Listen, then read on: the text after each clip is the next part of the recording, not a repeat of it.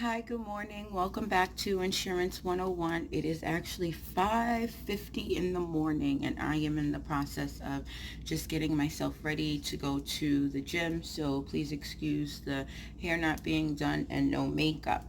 But this morning, what I wanted to talk to you about was I want to say maybe some misconceptions in regards to car insurance. I was having a talk with a couple of my girlfriends yesterday, and this is not, it's so funny because this is not the first time that I have gotten this question, but they told me that she was looking at buying a red vehicle. So she says, she doesn't want to have to pay more insurance than she would for a black one. So I said, well, I'm not really sure where that misconception came from. But when they actually go in to rate a vehicle, and we're rating any vehicle, of course, it does have a lot to do with the year, make, and model of the car.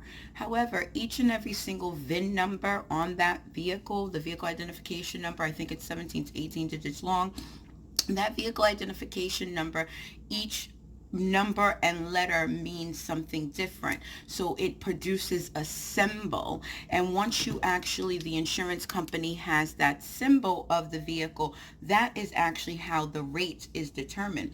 So it really doesn't have anything to do so much with the color of the vehicle. Maybe it used to, but not anymore. I was also told, it says, let me see, my girlfriend actually asked me, she says, oh, okay, the more expensive vehicle that I decide to get, if I decide to get that Range Rover, it's going to cost me more in insurance than it would if I decided to get, let's say, I'm going to say a Nissan Maxima.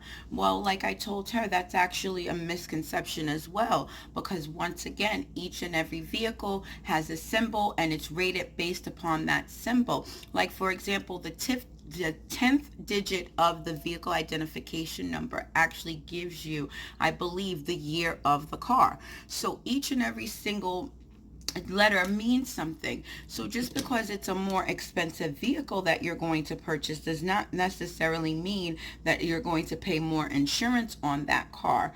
And it's actually where I've actually seen it less. I want to tell you, if you're wondering what I think the most highest rated vehicle is, I'm going to tell you it's usually Nissans and Hondas, because at one point they were actually just stolen for their parts. And some of those cars you could actually interchange the parts with one another. So it had nothing to do with the more expensive vehicle.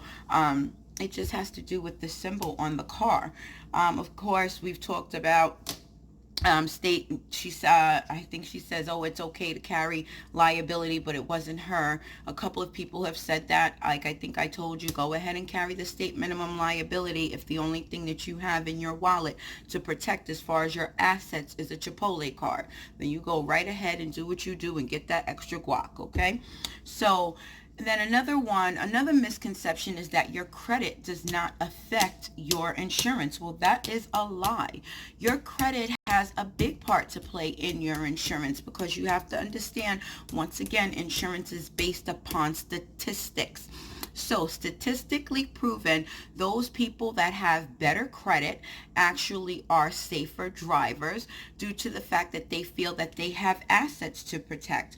When you don't have any assets to protect, most people do. Some of them do act like loons. So these are just some of the misconceptions. I want to say I even got a question of, what if I get a ticket? Well, tickets, accidents, and things of that, tickets and accidents will actually increase your premium. However, if you're in the middle of a policy premium, the insurance company usually will not surcharge you. And what I mean by surcharge is tack on that additional premium for being at fault for an accident or even getting a ticket. So don't forget that you can always take defensive driving or anything of that nature, which would actually go ahead and reduce any type of points that you might get on your license. So I want to say thank you once again for all your questions, and for all your questions. If you find this information helpful, make sure that you do click on that like button, and do not forget to subscribe. I'm actually trying to get to a certain amount of viewers here.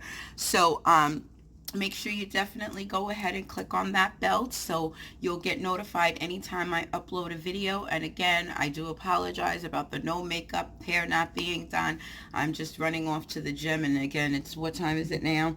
It is 5:59, so I actually have to go because I got to make sure that I'm there by 6:15.